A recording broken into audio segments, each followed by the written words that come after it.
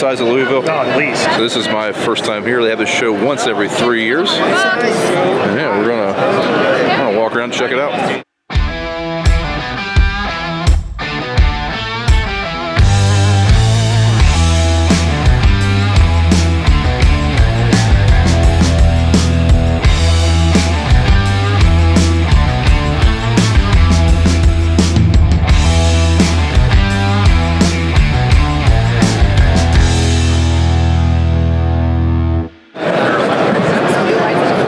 Electric stuff here. A lot of electric stuff. Case had one over there. I like your farm videos.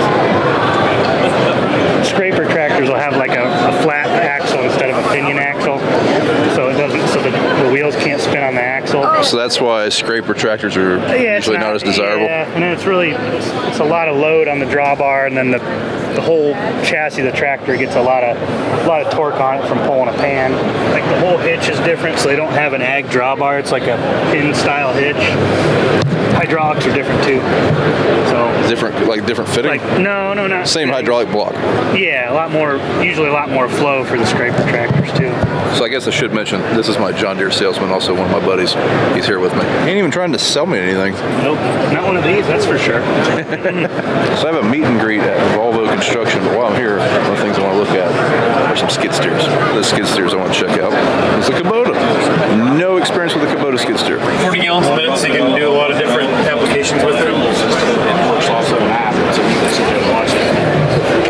I really like the fact that Kubota has an excavator style door that you can lift up over top of you. Make working on a job site pretty nice. Plus, it's easier to get out of if you get the bucket up. First time in a Bobcat ever. Not liking it. This one definitely ain't it. Not enough room. I don't like the lap bar. We can get out. We can get out.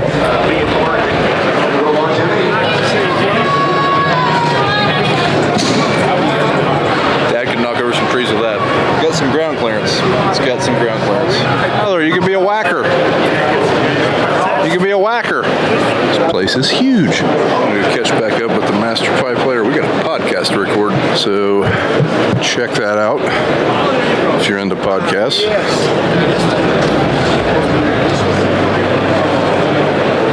One thing I want to check out is this case Minotaur, I believe you say that, right? Sounds like something from the Rugrats, but basically a skid steer on steroids.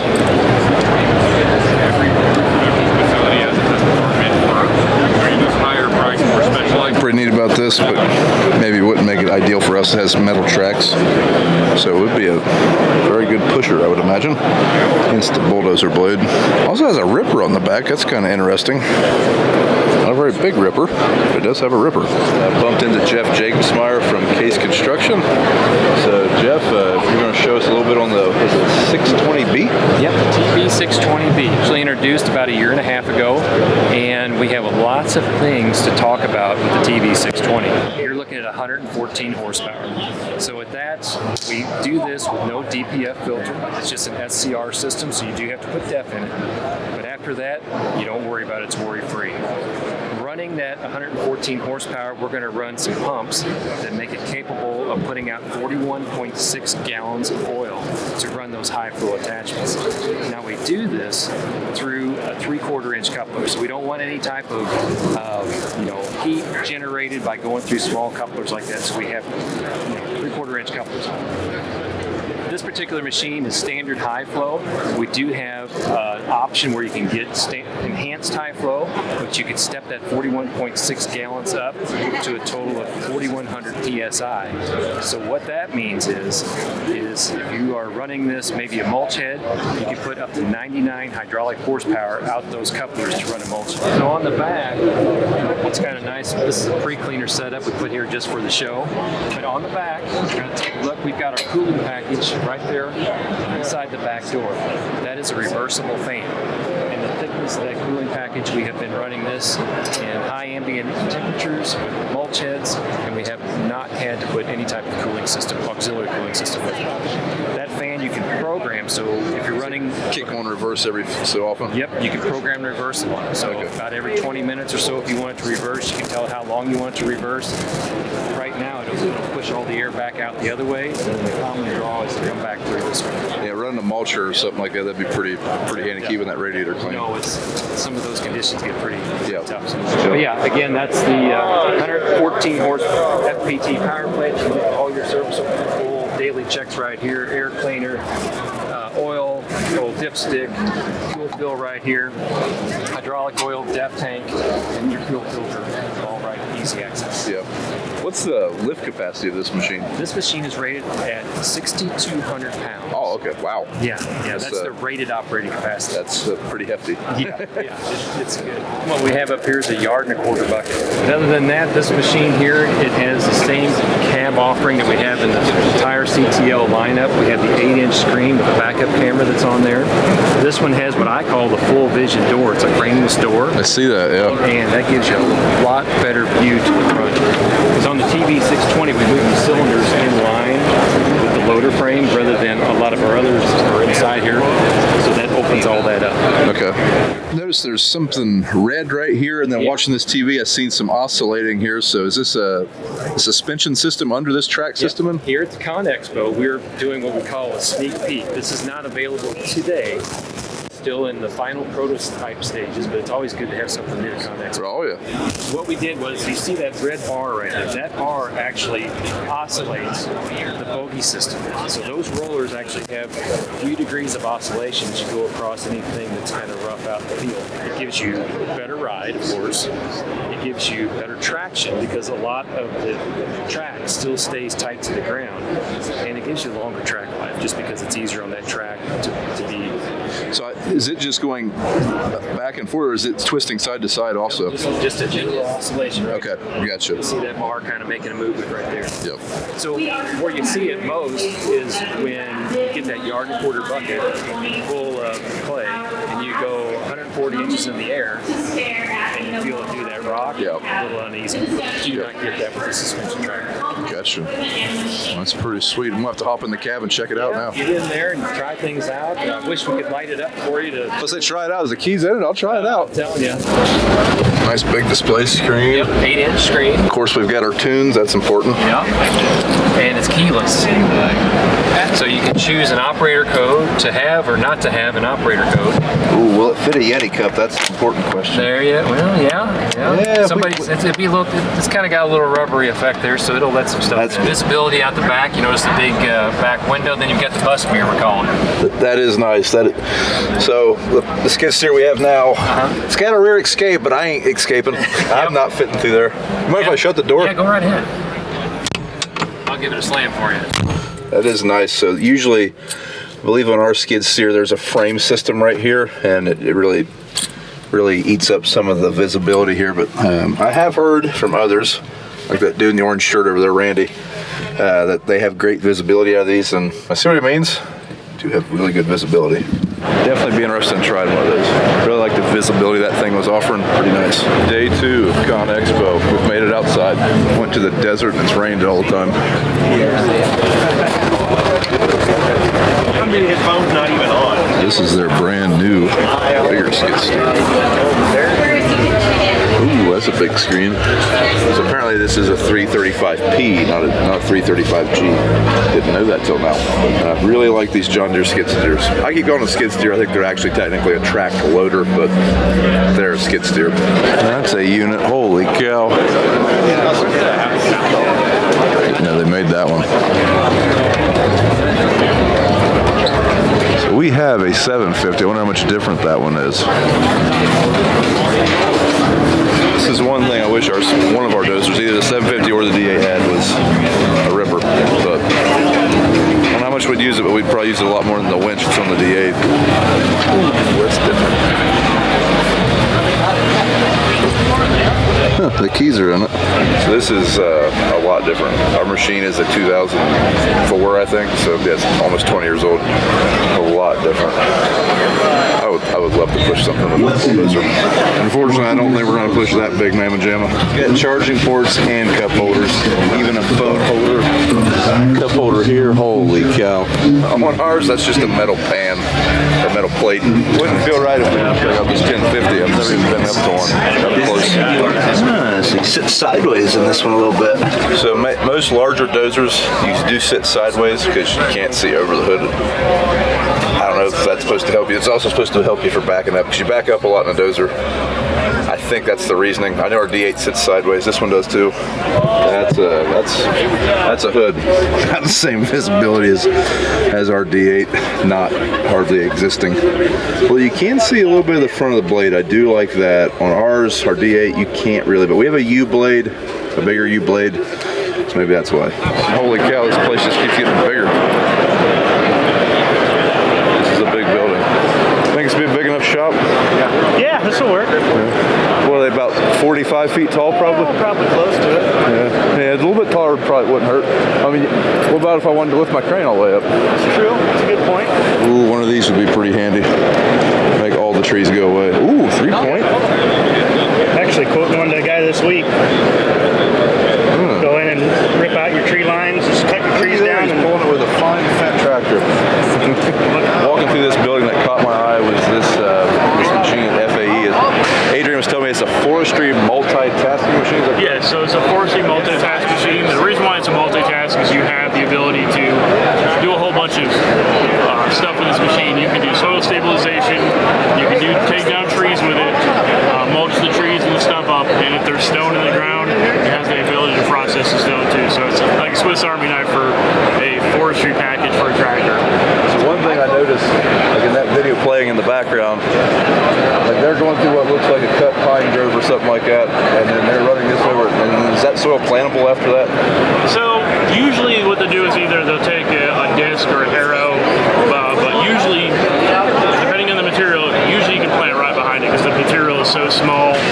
Depends on really what you're planting behind it, but it breaks the organic material down so fine that it gives you nice soil content. And it pretty much takes all that overburden out of the picture. What materials can this go? Is there any limitations on what you can't go through? So there is some limitations. It is a multitask. So on this machine, you have 8-inch stones is really what your ideal max for this is. We're talking 14-inch trees and roughly about 18-inch stumps. 14-inch tree is a pretty big tree. It is a pretty big tree.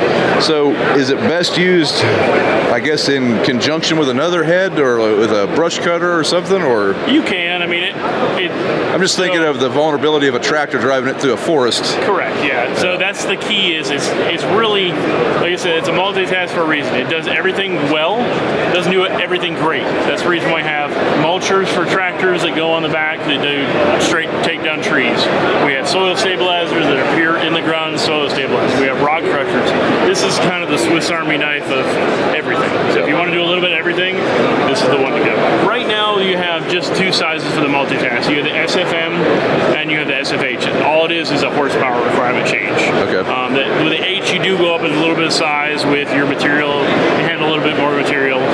But this one right now is 180 to 300 horsepower. Your hydraulic capacities is really how many remotes you have on the back of your tractor. I mean, flow-wise, how many There's really no flow because it's all PTO driven. Oh, okay, that's right. So it's all PTO driven, 1,000 RPM PTO on there.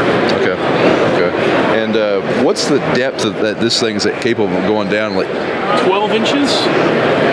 Our bigger one goes down to about 16, but yeah, about 12 inches. So it'll bring up probably 14 inches of material because you'll have the powder pack. This one does have a roller out the back usually. You can see the picture right here. It has the roller, this little compaction roller. Helps smooth some of that stuff out, so it does help compact with, especially the rain and the dust and all that stuff. Okay. Well, my wife is really big into gardening. Maybe I can convince her that we need this. It's a big rototiller. Yeah. All right, Adrian. Well, I appreciate the info, man. I'm sitting in a Takeuchi now. First time sitting in one of these. Visibility isn't the greatest. That's one thing that struck me quick. Now, one thing I do like, but just like the Kubota, has a maybe Uh-oh, I'm trapped. My opinion of this one's quickly fading.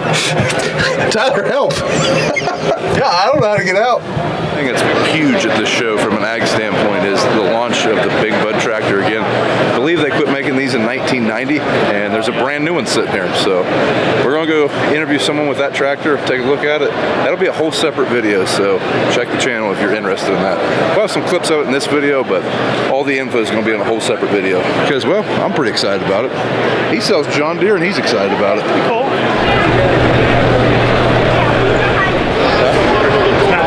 Engine's not warmed up. Oh, it isn't, is it? No. 700 horsepower. Yeah, it's just like inside the fan. A lot of metal. I wonder what this thing weighs. Oh man. The only thing that doesn't look 1980s, like just crude, hard, thick steel, heavy built, is the plastic on that cab. Part of me wishes it was steel too. So as you can see, this one is not done. I'd say they just got it here for the show. We're moving. Shuffle. So we are trying to find this area where they have a bunch of demos. That's where the Volvo booth's at. That's where I'm doing a meet and greet. A mile walk to get there.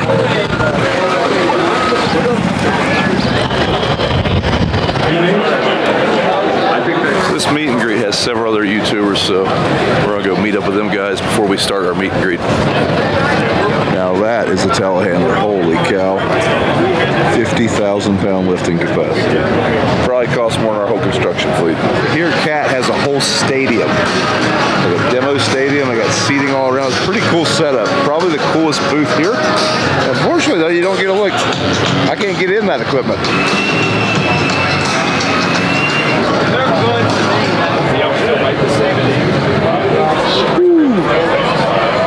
This thing is so cool. I'd hate to know how much this thing costs.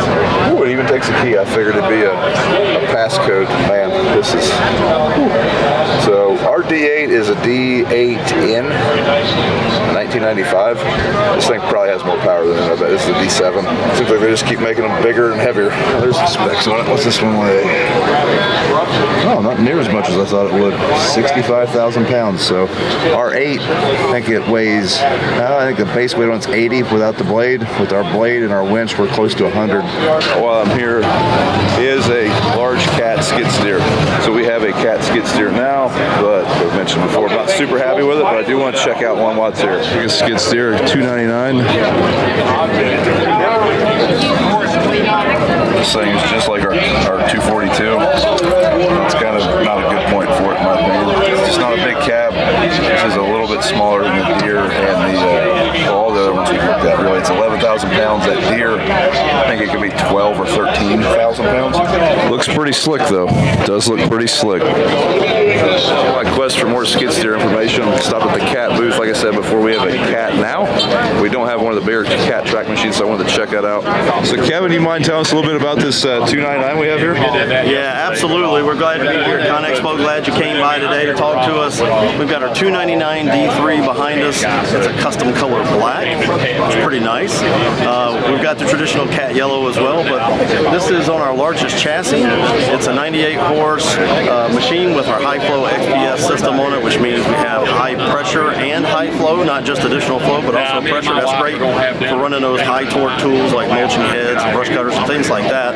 It also has a big brother, which is a 299 D3 XE, and the XE is 110 horsepower with up to 40 gallons of flow at 4,000 PSI. This one is 32 gallons of flow up to 4,000 PSI. So a little bit of difference there. As far as the machine goes, you know, we always feature creature comforts and operator comfort. That's one of our focuses. We got a really nice cab in there with an integrated display, also with a standard rear view camera. Part of that comfort also is in the form of our undercarriage. We have our torsion suspension undercarriage, which means it is isolated from the chassis. It is not hard mounted or bolted to the chassis. It is independently mounted to the machine so that it reacts and cushions the ride so the operator has a great ride. It helps you with material retention, it helps you with track life, extending that track life. So of course the suspension undercarriage is great. It's something we featured since the very beginning when we introduced our compact track loaders well over a decade ago. So fantastic for the operator in a number of different ways. As far as other things on this machine, this one happens to actually feature one of our packages for land clearing. If you get into a situation where you're clearing maybe the hedgerows or trying to reclaim some of the edges of your farmland, debris management is what we're calling it, the debris management package. And that debris management package provides extra guarding and sealing in a number of key areas around the machine, lights, undercarriage, pre-cleaner for your engine air cleaner, around the exhaust stack, things of that nature. If you really want to go to another level of protection and some of the features there, we've got what we call a land management package. That also is great if you're going to do some of that land clearing on a more dedicated basis. It gives you a very large fuel tank, 58 gallons. It gives you the opportunity to have fire suppression as an option on that one. Some other things that it comes along with, but those are kind of the differences from there. So this machine with the rated operating capacity at the 35%, which is kind of the standard for track loaders, it's about 3,500 for this machine. Its bigger brother that we talked about is about 3,600. They lift to about 10.5 feet high for the hinge pin height. The skid steer loader is the most versatile piece of equipment that you can own due to what you can put on the front of the machine. It can range from what we have here, which is a dozer blade with 3D grading capability on it, all the way down to a bucket, a set of forks, and maybe somewhere in between with a trencher or a brush cutter or a sweeper or whatever you want to put on the front of the machine in order to help you do your job better, faster, and easier. The machine itself tracks in somewhere around 11.5. Okay. And again, depends on what you're going to pin on the front of it. Also, if you're going to put any of the additional kits we have. So that 11.5 is without a bucket or anything like that? Yeah, 11.5. Well, 11.5 with a base bucket. Okay. But if you're going to put a mulching head on it, obviously that weighs more than a traditional bucket. That's what I mean by that's a great question to follow up. If you're going to throw some kits on the back of it, we've got a heavy-duty guard door on the back and a heavy-duty bumper on the back. That's going to add some weight. So it just kind of depends on how you're going to equip it. But on a base level machine there, just as you would see it with a just kind of basic bucket, it's going to be about 11.5. So okay. It's a good question. All right. Well, hey, I appreciate the time. Yeah, thanks for coming by. Been in a Volvo excavator, so might as well check that out. In a big Volvo. I don't know what size this one is. It's a zero tail swing, so it looks a little funny. We got a cardboard box behind us, but I'm sure there's a window there. That is a pretty intuitive display. I've really not been in any big new excavators, so for all I know, they all look like that. But I think this one has some kind of grading system on it. Pretty comfortable cab. I don't like how low that is. It's right into my knee. Same here. I don't like sitting like this in an excavator. That'd be my only complaints, like from just sitting in it and not running it. Yeah, I'd take it. This back end is actually about 2 to 2.5 hours. So 2 to 2.5 hours on the operation of the batteries. And these rototilt buckets, they are really cool. If we used our excavator more, I'm sure we would have one, but we're not making our living with our excavator. We're using our excavator to help make our living. So probably not justifiable for us at the moment. It's like we got a battle of tilt buckets here.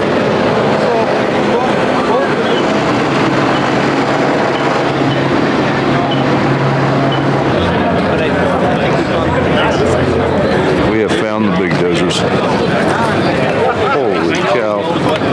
Monday out.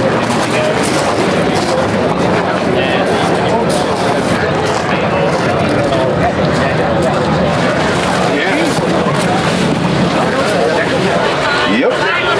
You can't see nothing, but it don't matter. You just run over it. So I would say that this is not quite as size like a D11. I think that paper said 122,000 pound operating weight. So I can't remember what 11 weighs, but I'd say this is about like the size of a D9 and a 10, somewhere in there. The way it is freaking huge. What's up?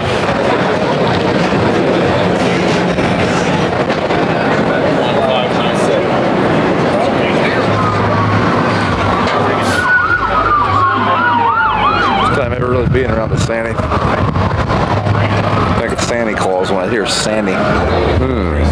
So we were very close to buying one of these at one time instead of our CAT 306. So Never actually got to set in one. We were just talking to a dealer on the phone. Never got to the point of actually going and looking at them. But Dad really liked the price of these things, so I'm gonna check this thing out while we're a good bit of room in it. The cab's not terrible. I don't like this piece here. This should be glass. Like, I can't see over there. I can't see my knuckle. I don't like that. Like, why is that there? Why isn't that glass? That's kind of, that would bother me. But I do like this big window though. This big window.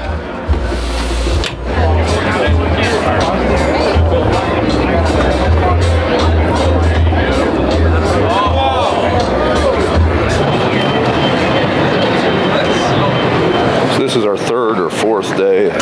They're all running together now. But, something like that. But this is our last day here, so we're gonna go through a couple buildings we haven't been through because this show's just ridiculously huge, too large. Morning. Just gonna hop up in there. So walking through the south wing here, I seen a shiny, nice W9. I thought to myself, they don't make this anymore. And then I found out I was wrong. Hey guys, I'm Quinn. I'm one of the Kenworth factory reps. I work with the dealerships in Eastern Washington, Idaho, Montana, Utah, Wyoming, Nevada. Done it about 9 years. And I have the privilege of joining the fine folks here at the ConExpo trade show. Behind me here is our W900L 100th anniversary edition. Fully loaded. It's got the Kenworth Centennial paint scheme if you want to walk along the side there. Yeah. This was built in Renton, Washington, just outside of Seattle. It's got, besides being the fully loaded W9L, it's got the high horsepower Cummins engine. You can see it's got some of the badging.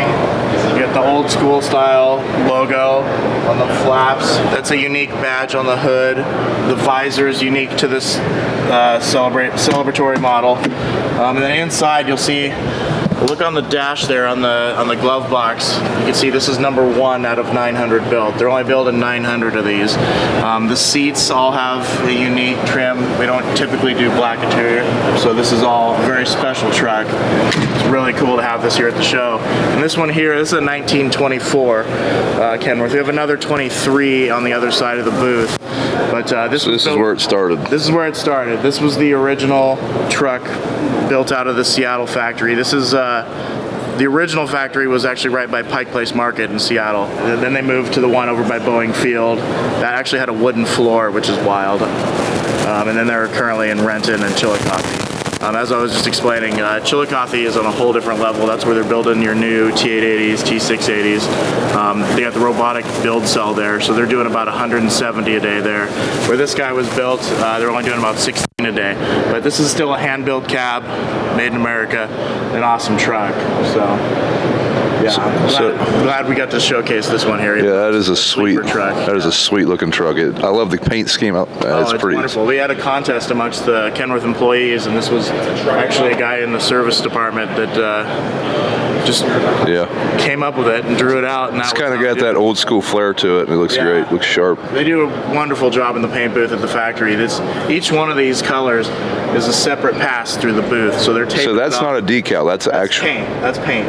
Each one of these colors is a separate pass through the booth. So this went through the paint booth 3 times. Man, that is. So it's a beautiful truck. It's I wouldn't want to be seen in something besides this. That's for sure.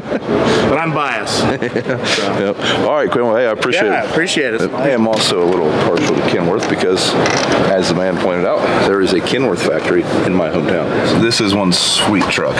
Oh, cow. Look at that there. Nice big couch. Smells new. Look at that hood. This might actually be the first time I've ever been in a W9. Oh, man, I like this truck.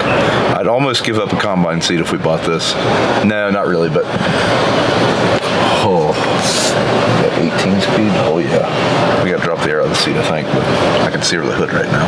Well, that's definitely something.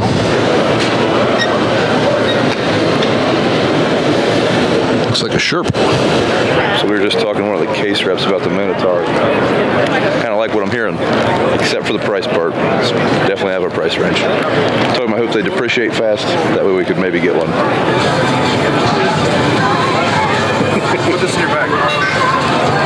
Dirt Perfect special here. Dad and I, we do watch some dirt YouTubers, and one of them we watch is Dirt Perfect. I'm pretty sure his is a Hyundai 220 or 200. Never been in one. No real close Hyundai dealers to us, so good time to check it out. That's gonna be it. We've walked miles, like 10 miles a day for the last 4 days. We've seen most of the show. We've probably missed some things. This is one of the coolest trade shows I've ever been to. Even if you're not in the construction space and you want to take a trip to Vegas, I'd come back again. I'll probably be back in 3 years. Thanks for watching, folks. If you would, do us a favor, thumbs up the video, and we'll see you in the next one.